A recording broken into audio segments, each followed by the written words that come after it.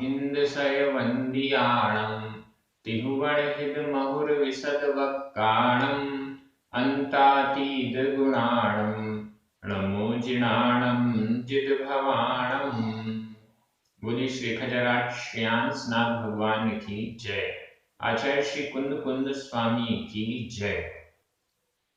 हम सभी बड़े सौभाग्यशाली हैं। हमें आचार्य कुंद कुंद स्वामी का महान ग्रंथ पंचास्तिकाय का स्वाध्याय करने का अवसर मिल रहा है। हम सभी एक एक गाथा के एक एक शब्द को प्राकृत भाषा की दृष्टि से समझने का प्रयास कर रहे हैं। विनय पूर्वक बहुमान पूर्वक अध्ययन कर रहे हैं। आज हम दो गाथाओं का अध्ययन करेंगे, क्रमशः गाथा क्रमांक 108 और 109। ये दोनों गाथाएं सरल हैं, बहुत जल्दी आसानी से समझ में आ जाएंगी। चलिए प्रारंभ करते हैं। गाथा क्रमांक 108। उच्चारण। जीवा जीवा जीवा जीवा भावा भावा पुण्यम पुण्यम अधणा पुरणा पुण्यम पावम च आसवम आसवम तेसिम तेसिम संवर निज्जर बंधो संवर निज्जर बंधो मोक्षो अधकाख मोक्षो य हवंती हवंती ते अट्ठा अट्ठा अधट्टा ठ बड़ी आती मात्रा अट्ठा। जीवा जीवा भावा जीवा जीवा भावा पुण्यं पावं च आसवं तेसिं पुण्यं पावं च आसवं तेसिं संवर्णिज्जर बंधो संवर्णिज्जर बंधो मोक्षो यहवन्ति ते अट्ठा मोक्षो यहवन्ति ते अट्ठा। गाथा बहुत सरल है और आपको देखते ही समझ में आ गई होगी। यहाँ पर जो नव पदार्थ अधिकार प्रारंभ हो रहा है, इस नव पदार्थ अधिकार में जो 9 पदार्थ हैं उनका नामोल्लेख किया जा रहा है। मुख्य रूप से तो यहाँ पर केवल नाम ही बताए गए हैं। स्वरूप की चर्चा आगे आने वाली गाथाओं में की जाएगी, लेकिन फिर भी हल्का फुल्का स्वरूप, थोड़ी सी व्याख्या इस गाथा से संबंधित हम देखने का प्रयास करेंगे। एकदम सरल है। जीवा जीवा भावा, जीव प्लस अजीव, संधि विच्छेद भी सरल है। जीव प्लस अजीवा, जीव में छोटा आ, अजीवा का छोटा आ, दोनों मिलकर बड़ा आ हो गया तो बन गया जीवा जीवा। जीव और अजीव भावा यानी भाव, जीव और अजीव भाव। यहां भाव का मतलब वही पदार्थ, जीव और अजीव पदार्थ। नीचे लास्ट में लिखा है हवंती ते अट्ठा, हवंती होते हैं, ते ते यानी वे, अट्ठा अर्थ, वे अर्थ होते हैं, अर्थ यानी पदार्थ, वे पदार्थ होते हैं। ये 9 पदार्थ हैं। कौन कौन से हैं? सबसे पहला है तो जीव, इसके बाद अजीव। यहाँ भावा शब्द दोनों में लग गया, जीव भाव अजीव भाव, जीव पदार्थ और अजीव पदार्थ।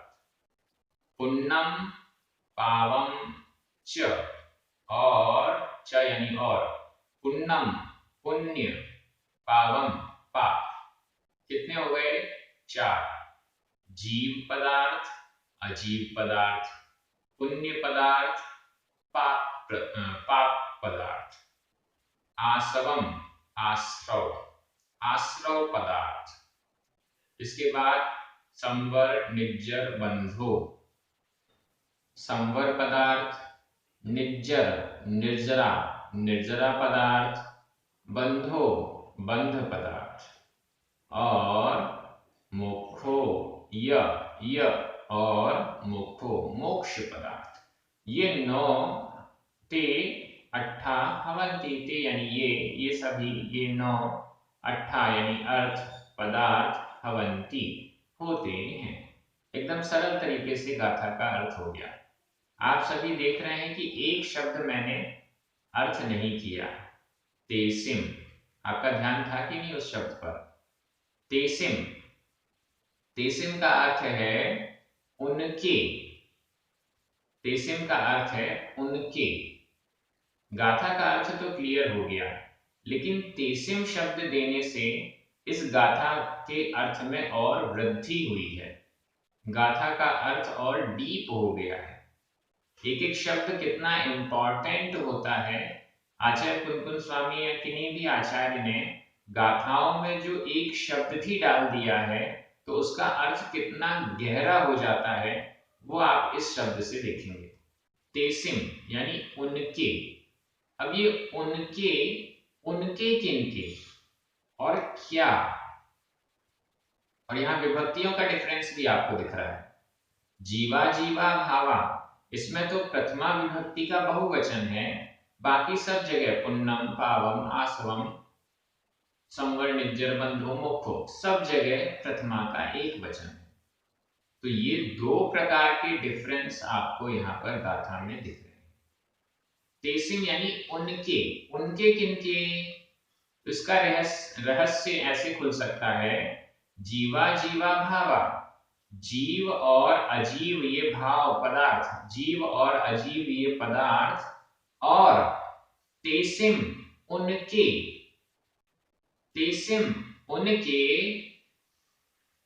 पुण्य पाप आश्रव संवर निर्जरा बंध और मोक्ष।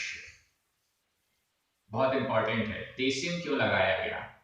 उनके, उनके मतलब जीव और अजीव के, जीव पदार्थ और अजीव पदार्थ के संबंधित, क्योंकि आश्रव क्या है, संवर निजरा बंध मोक्ष क्या है, पुण्य पाप क्या है। जब हम इसके स्वरूप की चर्चा करेंगे तो हमें समझ में आएगा कि ये कोई स्वतंत्र पदार्थ नहीं है।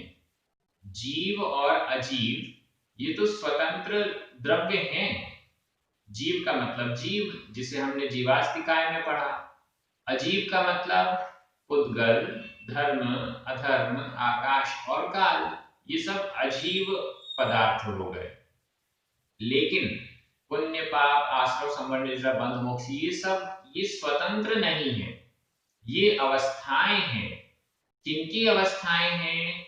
जीवा जीवा भावा, जीवा जीवा भाव, जीव और अजीव पदार्थों के पुण्य पाप आश्रम बंध संवर निजरा और मोक्ष, ये उनके ही, यूं कहें उनके ही परिणाम है, उनका ही एक स्टेट है, उनकी ही एक अवस्था है, जो कि 2 प्रकार की है।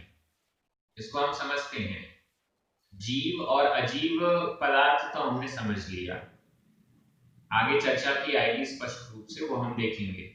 आश्रव बंध संवर निजरा मोक्ष पुण्य पाप ये क्या है?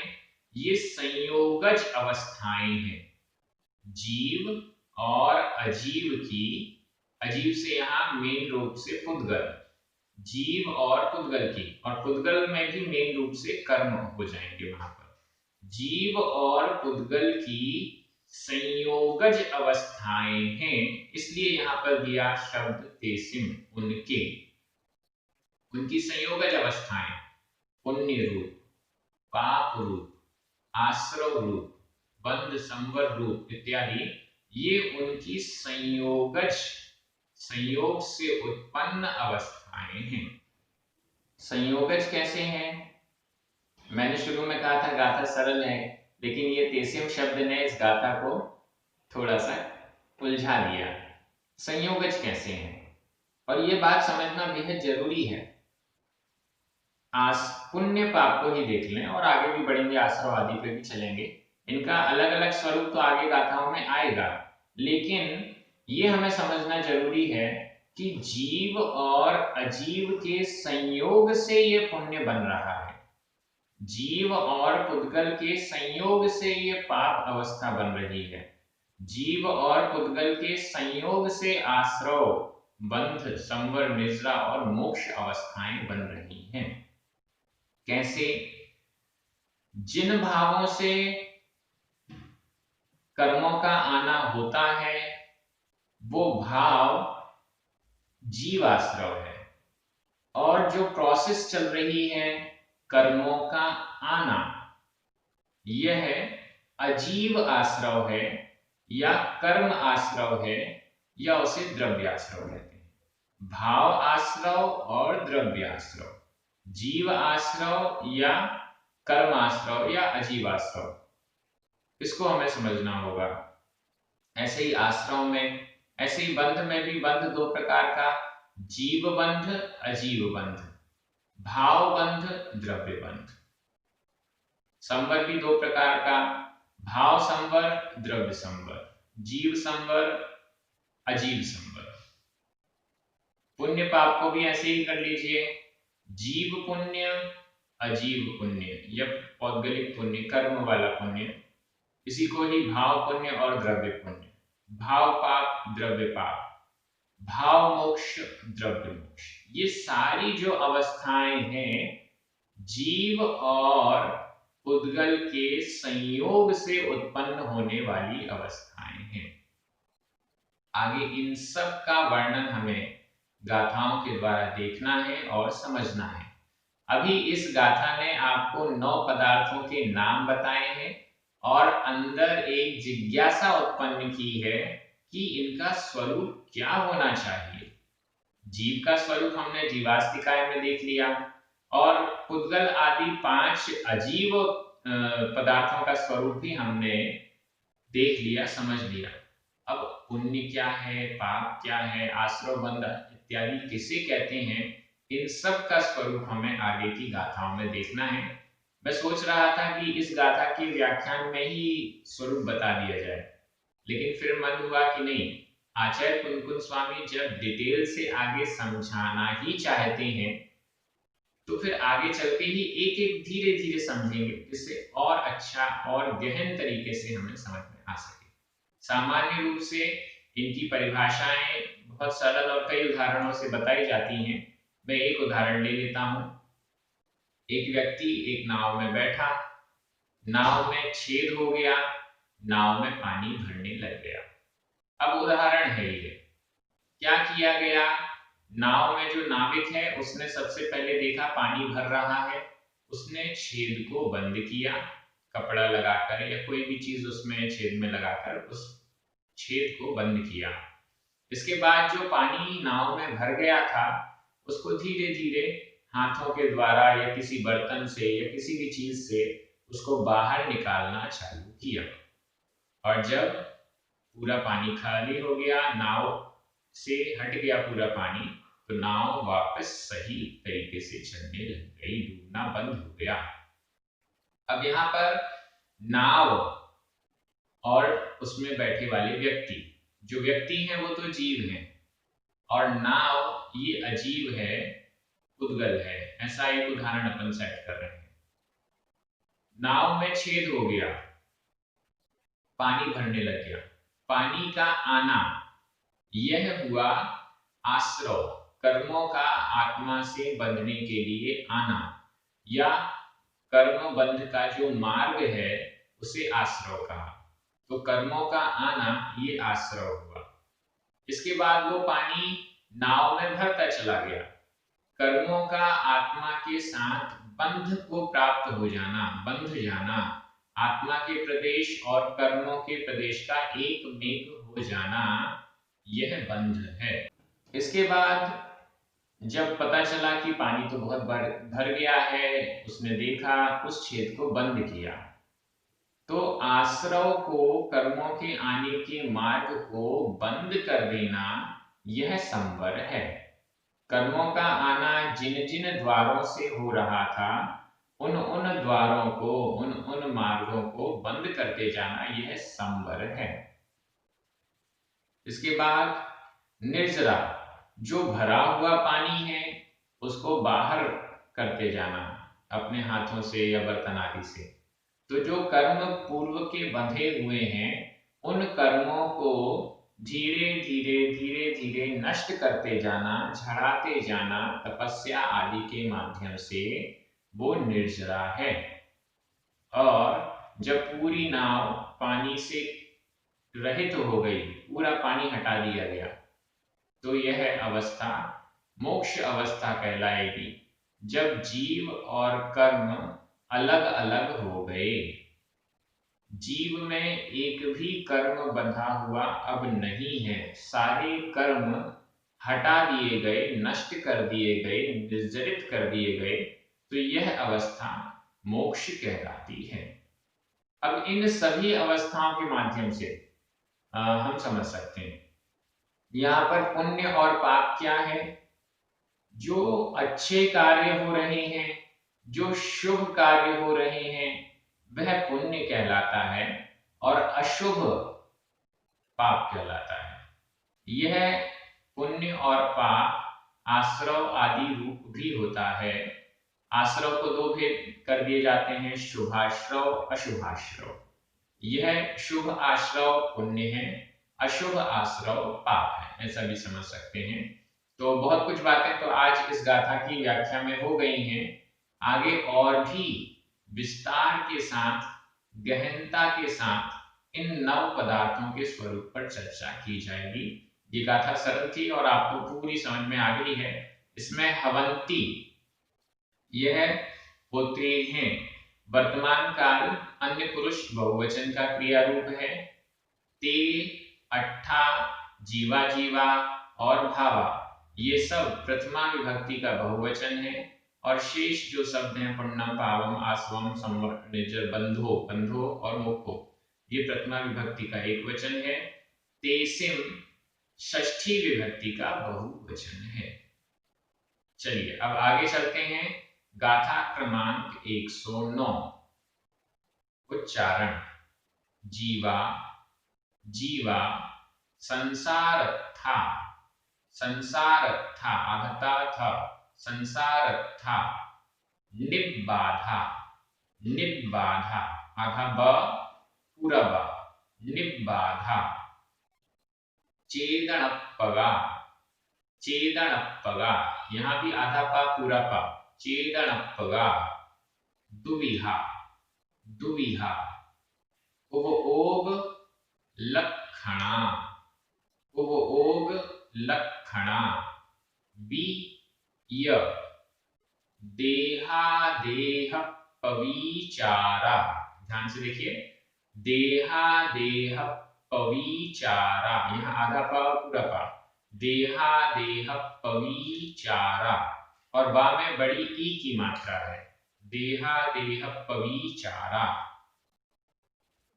जीवा संसारत्था जीवा संसारत्था, निब्बाधा चेदनप्पगा दुविहा निब्बाधा चेदनप्पगा दुविहा, उपओग लक्षणा विय उपओग लक्षणा विय, देहादेह पविचारा देहादेह पविचारा। गाथा बहुत अच्छी है और बहुत सरल भी है। जीवास्तिकाय का जैसा वर्णन हुआ, अब जीव पदार्थ का यहाँ पर वर्णन किया जा रहा है। बहुत सरल है क्योंकि पहले ही हम जीव अस्तिकाय या जीव द्रव्य के बारे में समझ चुके हैं, तो यहाँ बहुत आसानी से हम समझ सकते हैं। जीवा, जीव, जीव कैसा है? लास्ट में शब्द लिखा हुआ है दुविहा, दो प्रकार का। वो दो प्रकार कौन से हैं? संसारत्था और निब्बाधा। जीव दो प्रकार के हैं, संसारत्था, निब्बाधा। संसारत्था, संसार में थ यानी स्थित, संसार में स्थित, संसारस्थ, संसार में स्थित यानी संसारी, जो संसार में रहते हैं ऐसे संसारी जीव। और दूसरा है निब्बाधा, निर्बाधा, बाधा से रहित, जिन्होंने समस्त बाधाओं को पार कर लिया है, जिन्होंने समस्त बाधाओं से परे हो गए हैं, समस्त बाधाओं को नष्ट कर दिया है, वो निर्बाधा, बाधा से रहित, संसार से रहित मुक्त जीव। तो जीव दो प्रकार के हैं, संसारी जीव और मुक्त जीव। एकदम सरल हो गया। जीवा दुविधा, जीव दो विध यानी प्रकार, दो प्रकार के हैं, संसारत्था संसारी जीव और निर्बाधा, निर्बाधा बाधाओं से रहित मुक्त जीव। ये कैसे हैं? अब इन सब के विशेषण देखिए। चेदनअप्पगा, जीव कैसा है? चेदनअप्पगा, चेतनात्मक। चेदनअप्पगा का मतलब हुआ चेतनात्मक, चेतना से सहित, चेतना ही जिनका स्वरूप है ऐसे, तो वे चेदनअप्पगा, चेतनात्मक है। संसारी जीव और मुक्त जीव ये भी चेतना चेतना चेतना से सहित है। कैसे? तीन प्रकार की चेतनाएं आपको बताई गई थी, कर्म फल चेतना, कर्म चेतना और ज्ञान चेतना। आपको याद होगा, संसारी जीव कर्म फल चेतना और कर्म चेतना वाले होते हैं। ये दो चेतनाएं संसारी जीवों में पाई जाती हैं। और जो मुक्त जीव हैं उनमें ज्ञान चेतना पाई जाती है। वहां पर गाथा आई थी, प्राणम विंदन्ति ते जीवा, वे जीव, वे सिद्ध जीव ज्ञान चेतना से वेदन अनुभव करते हैं, जानते हैं।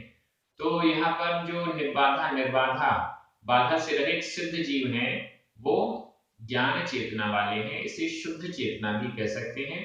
कर्म चेतना और कर्म फल चेतना को अशुद्ध चेतना भी कह सकते हैं।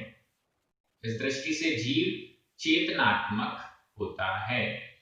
आगे अगला विशेषण कह रहे हैं, उपभोग लक्षणा य और उपभोग लक्षणा, उपयोग लक्षण वाले, उपभोग उपयोग, लक्षणा लक्षण, उपयोग लक्षण वाले, उपयोग ही जिसका लक्षण है ऐसे जीव होते हैं। उपयोग भी ज्ञानोपयोग और दर्शनोपयोग, ये उपयोग कहा गया है। तो यहाँ पर संसारी जीवों में भी उपयोग पाया जाता है और सिद्ध जीवों में भी उपयोग पाया जाता है। उपयोग भी शुद्ध और अशुद्ध की अपेक्षा से कर लीजिए, या फिर जो केवल ज्ञान आदि है उस अपेक्षा से भी जो सिद्ध भगवान है उसमें शुद्ध उपयोग रहता है, शुद्ध ज्ञान, शुद्ध दर्शन पाया जाता है। और संसारी अवस्था में यथा योग्य अलग अलग प्रकार के जो 8 प्रकार का ज्ञानोपयोग है और 4 प्रकार का दर्शनोपयोग है, उसमें से जो भेद बताए गए हैं वो अलग अलग अवस्थाओं में अलग अलग होते हैं। उपयोग लक्षण वाला है। उपयोग क्या है?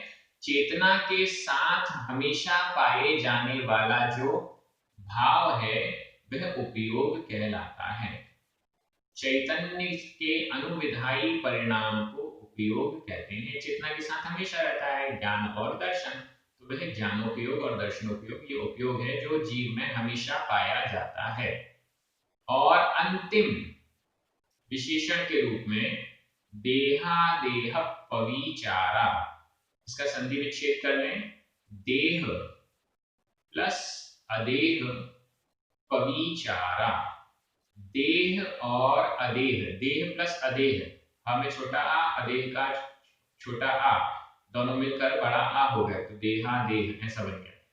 देह और अदेह पविचार वाले, प्रविचार शब्द दोनों में लग जाएगा, देह प्रविचार और अदेह पविचार, देह और अदेह प्रविचार से सहित होते हैं। प्रविचार का मतलब है सुख भोग, सुख का अनुभव, ये कहलाता है प्रविचार। तो संसारी जीव देह प्रविचार वाले होते हैं और निर्बाध सिद्ध जीव अदेह प्रविचार वाले होते हैं। कैसे? संसारी जीवों के पास देह यानी शरीर होता है और शरीर के माध्यम से ही वो सुख का या दुख का अनुभव करते हैं, शरीर के माध्यम से करते हैं। इसलिए देह पर विचार वाले हैं। और सिद्ध भगवान वो शरीर से रहित हो गए हैं, अदेह हो गए हैं, तो अदेह प्रविचार मतलब उनमें शरीर की अवस्था, शरीर के निमित्त से होने वाला सुखोपभोग नहीं है, बल्कि अदेह यानी आत्मिक सुखोपलब्धि उनको होती है। ऐसा हम समझ सकते हैं। प्रविचार का अर्थ है सुख की प्राप्ति, देह के द्वारा, देह के माध्यम से सुख की प्राप्ति और अदेह के माध्यम से सुख का अनुभव, सुख की प्राप्ति। तो ये भी संसारी और सिद्ध जीवों में अलग अलग प्रकार से है। इस दृष्टि से ये गाथा बहुत महत्वपूर्ण थी। जीव के मुख्य रूप से दो भेद, संसारी और मुक्त, और इन सभी भेदों में भी जो जीव के लक्षण हैं, चेतना, उपयोग और सुख की उपलब्धि रूप, ये सब उनमें भी पाए जाते हैं। आगे बहुत अच्छा वर्णन जीव का, आदि का आने वाला है। हम सभी पढ़ रहे हैं, आगे पढ़ते जाएंगे। आप सभी बहुत अच्छे से अध्ययन कर रहे हैं। प्राकृत जैनागम का अध्ययन करने के लिए अब ऐप भी आ चुकी है, जिसे आप में से अधिकांश डाउनलोड कर चुके हैं और कुछ कर रहे हैं। बहुत अच्छे से उसमें क्रमशः आपको प्राकृत सर्टिफिकेट कोर्स, प्राकृत के अन्य जो ग्रंथ आदि हैं, उन सब का एक के बाद एक क्रमशः अध्ययन करने का अवसर बड़ी सरलता से, सहूलियत से मिल पाएगा। इन सभी कार्यों में जो पुण्यार्चक अपना सहयोग कर रहे हैं, उन सबको बहुत बहुत धन्यवाद। आप सभी को बहुत बहुत धन्यवाद। जिनवाणी माता की जय।